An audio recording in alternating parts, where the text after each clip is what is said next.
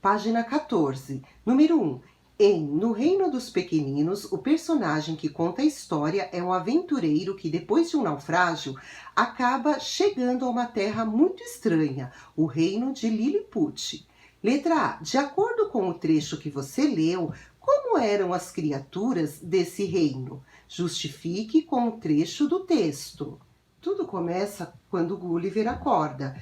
É aí que ele vê as minúsculas criaturas. Então, você pode justificar a sua resposta da pergunta número 1 aqui no 8º parágrafo, que é esse último dessa página aqui, que está falando sobre essas criaturas que ele conheceu nesse reino de Lilliput. Letra B. Ao ler o texto, como você imaginou o reino de Lilliput? Conte a um colega. Se quiser, faça um desenho no caderno para mostrar o que imaginou. Depois, ouça a descrição dele. Então, aqui, essa atividade é opcional. Se você quiser, você pode fazer o desenho no caderno. 2. Ao chegar a Lilliput, o personagem que sofreu o naufrágio estava exausto e adormeceu. Assim que ele acordou, teve uma surpresa. Que surpresa foi essa? No 8º parágrafo que nós acabamos de rever, na página 11, está mostrando como ele estava ao acordar. Você vai lá na página 11, vai ler novamente o 8º parágrafo e vai descrever aqui de que forma que ele estava ao acordar. 3. Após terem alimentado o gigante, os lilliputianos resolveram levá-lo até a capital do reino.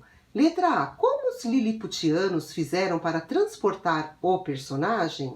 Que é Gulliver. Aqui na página 12, no parágrafo número 13, você vai encontrar o que foi construído para transportar Gulliver para a capital do reino. Então, você vai ler aqui e vai responder a questão 3, letra A. Para facilitar a localização de algumas respostas do texto, porque é uma interpretação desse texto, você pode numerar os parágrafos como eu fiz. Inclusive, vai ter uma questão que vai perguntar quantos parágrafos o texto tem. Então, já é interessante você já adiantar, após a leitura, já numerar os parágrafos e deixar numeradinho para saber a quantidade que tem. Letra B. O que os lilliputianos fizeram para manter Gulliver quieto durante o trajeto para a capital de Lilliput? Eles introduziram setas nas narinas dele ou deram um sonífero para ele beber? Aqui está bem fácil de responder. Página 15, número 4. Releia este trecho de No Reino dos Pequeninos. Uma enorme engenhoca foi construída para me transportar. 900 homens me colocaram na tal geringonça e me amarraram com grossas cordas. 1.500 cavalos foram mobilizados para me conduzir. Como vocês já perceberam, a história está sendo contada por ele próprio, pelo próprio personagem principal, que é Gulliver. Letra A. O que significa a palavra geringonça neste trecho? Primeiro, é algo frágil e feito de improviso que funciona precariamente? É uma brincadeira infantil realizada em grupo ou é algo bem feito, resistente e projetado com antecedência, bem antes do esperado? Então, tá bem fácil de responder o que é uma geringonça. B. Podemos dizer que essa palavra, geringonça, é usada para substituir outra palavra do mesmo significado que aparece antes? Que palavra é essa? Então, geringonça foi utilizada para substituir a palavra, para trocar a palavra transportar, engenhoca ou homens. Então, a gente pode perceber aqui, ó, uma enorme engenhoca foi construída para me transportar.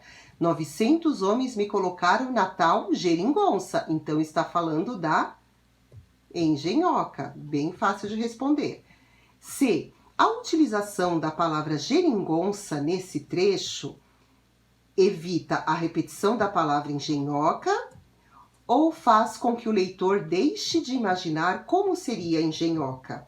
Então, evita a repetição para não falar várias vezes, porque num texto, quanto menos a gente repetir algumas palavras, a mesma palavra, o texto fica mais bem escrito. Então, a palavra geringonça está substituindo a palavra engenhoca para evitar a repetição dela, ou faz com que o leitor deixe de imaginar como seria engenhoca? Com certeza, quem pensou que evita a repetição da palavra engenhoca está corretíssimo. Letra D. Na primeira leitura que fez, você entendeu o sentido da palavra geringonça? Com base no texto, comente com os colegas e o professor. Quando nós lemos pela primeira vez o texto, a palavra geringonça, vocês perceberam que se tratava da palavra engenhoca, estava substituindo? Então, você vai colocar aqui 5. Agora, releia este outro trecho prestando atenção na palavra destacada. A palavra destacada é a palavra que está em negrito, é a palavra lá. Vamos ler. Certo dia, avistei terra firme e, com as forças que me restavam, consegui nadar até lá. Letra A. A palavra destacada refere-se a que expressão usada antes nesse mesmo trecho? Então, a palavra lá está se referindo a quê? Olha o começo. Certo dia, avistei terra firme. Com as forças que me restavam, consegui nadar até lá. Então, ele nadou até onde? Até a terra firme. Então, a palavra destacada está se referindo ao trecho, a expressão terra firme. B. Podemos dizer que o uso dessa expressão, ou seja, a troca do terra firme pela palavra lá, deixa o texto misterioso e convida o leitor a desvendar o mistério, evita a repetição desnecessária de palavra no texto ou acaba ressaltando o lugar onde o personagem queria estar.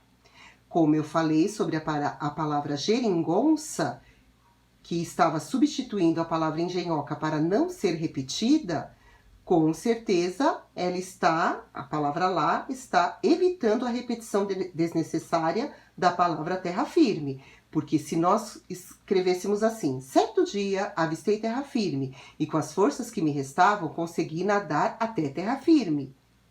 Vai ficar muito mais ruim, muito mais estranho se você usar terra firme 2 vezes do que substituir terra firme, para não repetir, pela palavra lá. Então, no texto, como eu já falei, nós temos que evitar certas repetições para que o texto fique bem escrito. Página 16, número 6. Retome o texto no Reino dos Pequeninos e observe como ele está organizado. Depois, assinale com X a alternativa mais adequada. Então, vamos ler as 2 alternativas e depois nós vamos retomar o texto para ver qual é a alternativa correta.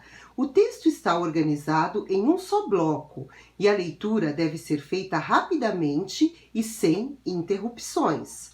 Ou o texto está organizado em blocos, no início de cada bloco há um pequeno espaço em branco. Vamos verificar. Observando o texto, você acha que ele está organizado em um só bloco e tem que ser feita uma leitura rápida, sem parar, sem interrupção, ou você acha que o texto está dividido, organizado em blocos e tem os espaços no início de cada bloco?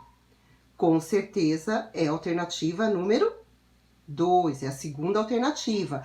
Os blocos que nós estamos falando aqui são esses parágrafos, que eu até numerei alguns para mostrar para vocês. Cada parágrafo é um bloco. E o espaço em branco é aquele espaço que a gente sempre fala, deixa 1, 2 dedinhos depois da margem. Então, esse espacinho aqui é o espaço do parágrafo. Então, no início de cada parágrafo, nós temos que deixar um espaço que é para representar o início desse parágrafo. Então, aqui, ó, o primeiro parágrafo só tem uma linha. O segundo parágrafo é um pouco maior. O terceiro parágrafo também é bem maior. Então, sempre quando inicia, o parágrafo termina geralmente com ponto final e inicia com esse espaço aqui no início. E você pode perceber que conforme ele continua, ele não ocupa esse espaço, ele não cabe na mesma linha, mas ele vai ficando no cantinho como se fosse uma margem aqui. Número 7, releia o trecho abaixo, prestando atenção nos espaços destacados. Os espaços destacados são esses espaços que têm esses retângulos aqui. Vamos ler. O primeiro. No dia 4 de maio de 1699, embarquei no navio Antílope, rumo aos mares do sul.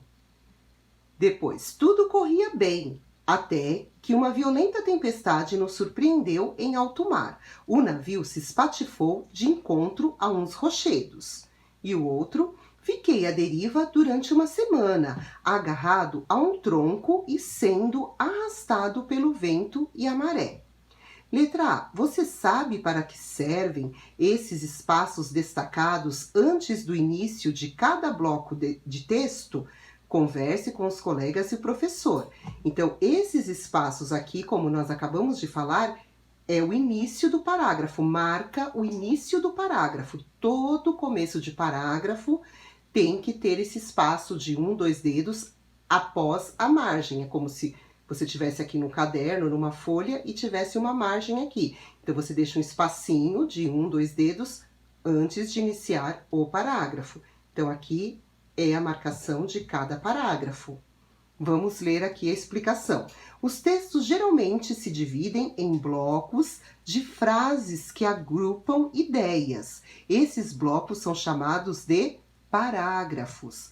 Cada parágrafo tem início com um pequeno espaço em branco. Letra B. Em quantos parágrafos está organizado o trecho da história de aventuras que você leu? Então, eu já numerei alguns parágrafos, eu acredito que vocês tenham numerado o restante. Agora é só você verificar, contar e marcar aqui quantos parágrafos tem este trecho da história de Gulliver. Página 17, número 8. No Reino dos Pequeninos é uma história de aventura. Nessas histórias aparece sempre um personagem que se torna herói ao deixar a rotina do dia a dia para enfrentar desafios e aventurar-se em situações imprevisíveis que fogem ao comum. Letra A. Considerando o trecho que você leu, quem é o herói dessa história de aventura? Qual é o nome do personagem que nós falamos tanto nessa atividade, nessa lição? Coloque o nome dele aqui. É o nome que dá título ao livro. Aventuras de... Então, é o nome do personagem. Letra B. Por que é possível dizer que ele é um herói? Porque deixou a família em Londres para retornar ao mar, enfrentando perigos e vivendo situações inesperadas e desafiadoras? Ou porque deixou sua família em Lilliput para viver aventuras em Londres, lugar desconhecido e perigoso? Qual das duas alternativas? Super fácil para você. E para finalizar, número 9, nas histórias de aventura, o herói enfrenta situações perigosas e desafiadoras, além de poder viver acontecimentos fantásticos que só existem na imaginação. Letra A. Em sua opinião, entre as situações pelas quais o herói da história passou, qual foi a mais perigosa? Por quê? Deixe sua opinião aqui. Letra B. O que Gulliver encontrou em Lilliput que pôde ser considerado fantástico? Com certeza, muitas coisas, né? Mas eu acredito que vocês vão concordar comigo que o que ele considerou mais fantástico foi conhecer as minúsculas criaturas armadas de arco e flecha que cercavam ele, falavam palavras incompreensíveis e usavam roupas bem esquisitas. Você não concorda? E para finalizar, as histórias de aventura, também chamadas de narrativas de aventura, apresentam ação e suspense. Nelas, o personagem principal, o protagonista, que geralmente inicia sua trajetória como alguém comum, torna-se herói ao enfrentar perigos, viver situações muitas vezes fantásticas e superar grandes desafios. Muito legal! Dá vontade de ler todo o livro As Viagens de Gulliver. Eu vou ficando por aqui e até a próxima aula de língua portuguesa. Beijos!